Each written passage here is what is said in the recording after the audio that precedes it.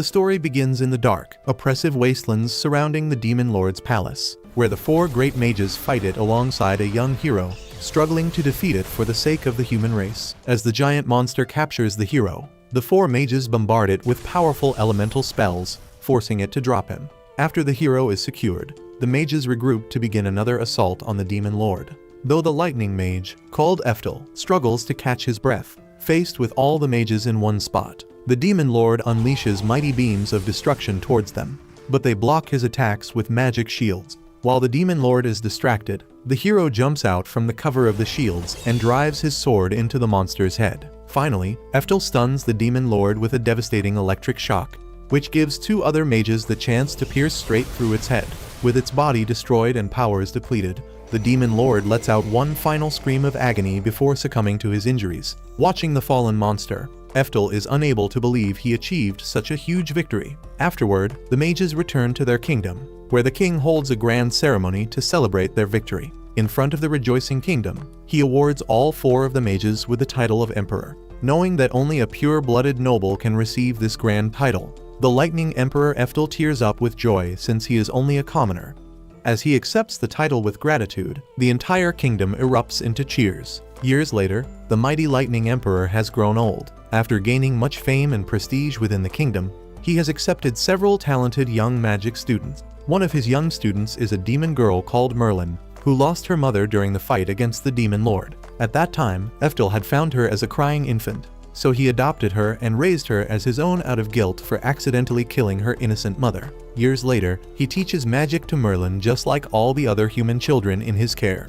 In one of his lessons, the Lightning Emperor makes all of his students concentrate and hold their magic for a little while to hone their focus. Then, he orders them to release the magic and prepare to practice level 4 spells with him. However, Merlin asks the old man to rest, since she thinks he has been pushing himself too far. Watching the concern in her eyes, Eftel feels guilty, thinking that he doesn't deserve the concern from an innocent girl whose mother died from his actions. In reality, the truth would be too painful for the young girl, so Eftel remains silent and instead begins teaching the level 4 spells. Suddenly, Merlin asks him to jump to level 6 spells. Although the other students are shocked, since 2 levels would be a crazy leap for them, Eftel knows that Merlin holds the immense talent required to progress so quickly. Still, he reminds her that it's not good to rush the fundamentals, so she gets frustrated and remains silent. Afterward, Merlin sneaks out into a nearby forest, gripping her magic staff as she makes a difficult decision. She steals her grit and moves forward, arriving at the entrance of a cave deep within, where she wants to defeat the powerful monster slumbering inside. By proving her strength, Merlin hopes that she can take over Eftel's work and teach the students in his place so the old man can finally rest. Unfortunately, the young girl has no business messing with monsters 20 times her size, so she ends up running away after her level 4 spells completely fail to damage the cave monster. As the monster catches up with her, Merlin realizes there's nowhere to run. So in a desperate attempt to survive, she tries to cast level 6 magic despite having 0 experience with it. With some incredible focus, she successfully casts a level 6 lightning bolt at the monster behind her, pleasantly surprised by her own skill. However, the spell is still unable to defeat the monster, which roars and knocks her away with a powerful swipe of its paws. Soon, the angry monster is right in front of Merlin, who closes her eyes and accepts her fate. While awaiting her death, she is startled by the sound of a powerful lightning bolt, so she quickly opens her eyes. With the monster no longer in sight, she spots Eftel walking towards her. Relieved to be saved, Merlin bursts into a big smile, but then she recoils as he starts scolding her for risking her life. Eftel reminds the young girl that even with her God-gifted talent, she will doom herself to failure by progressing too quickly without properly learning the fundamentals of lower-level magic. As the old man rambles away, Merlin is shocked to see that the injured monster has reappeared behind him. Before she can say a word to warn him, Eftel raises his hand and completely vaporizes the evil pup into smithereens. Afterward, he takes Merlin back home, who keeps on dreaming about her master's incredible strength. Suddenly, doubles over and starts coughing blood, so Merlin gets worried for him.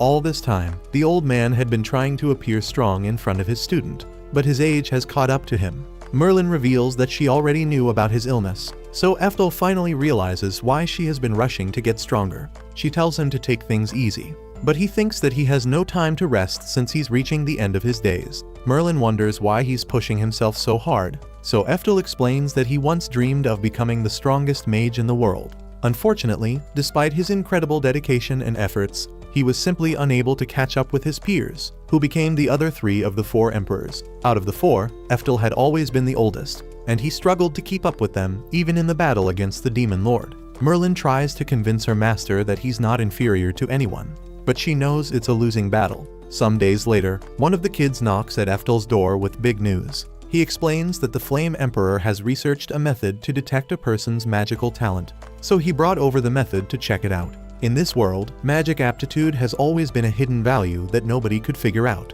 In order to study magic, magicians would just learn all the lower-level spells of the 4 elements before making a guess about their talent and progressing further in that element. However, if they found a way to accurately determine a person's talents, they could spend their time and resources focusing on just their strengths to achieve new feats. Thinking about this, Eftel takes a look at the method, and he quickly becomes convinced that the Fire Emperor has succeeded. He quickly calls all of his students and sets up 4 vials of water to begin testing their talents. Each of the 4 vials represents the 4 elements: fire, water, wind, and earth. Eftel decides to test Merlin's talent first, dipping a strand of her hair in each vial.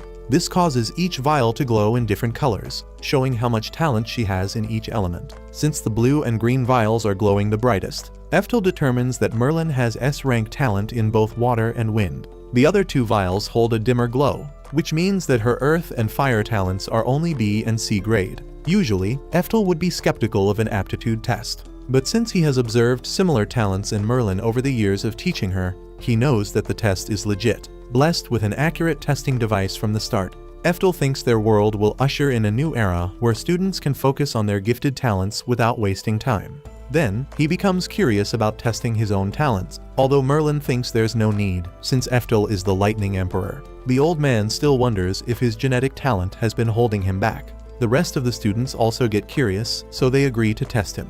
Soon, as Eftel's hair is dipped into the vials, the water remains completely colorless. This leaves him completely stunned, since a colorless vial means he has no talent in that element. Throughout his entire life, Eftel has worked much harder than any of his peers just to keep up with them.